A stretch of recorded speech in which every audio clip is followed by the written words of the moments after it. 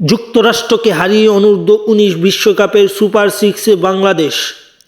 অনূর্ধ্ব-19 বিশ্বকাপে যুক্তরাষ্ট্রকে অনায়াসে হারালো বাংলাদেশ।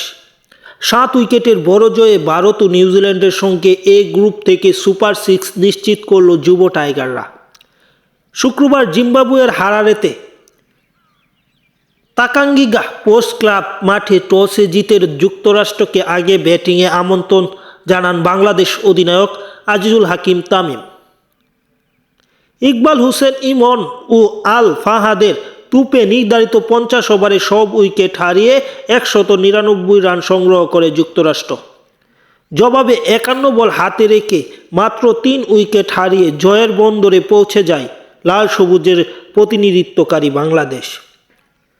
200 রানের লক্ষ্যে ব্যাট করতে নেমে বাংলাদেশের দারুণ সূচনা এনে দেন দুই ওপেনার জাওয়াদ আবরার ও রিফাত বেগ। ওপেনিং জুটিতে 86 বলে 78 রান যোগ করেন তারা।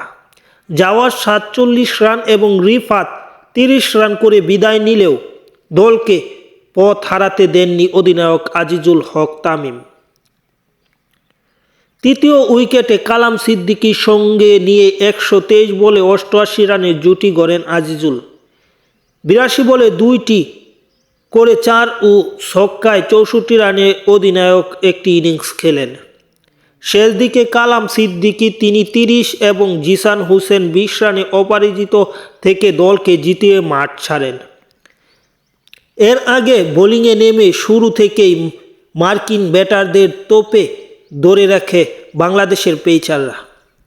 দলীয় 1 রানে ওপেনারকে হারায় যুক্তরাষ্ট্র। উইকেটটি নেন ইকবাল হোসেন ইমন।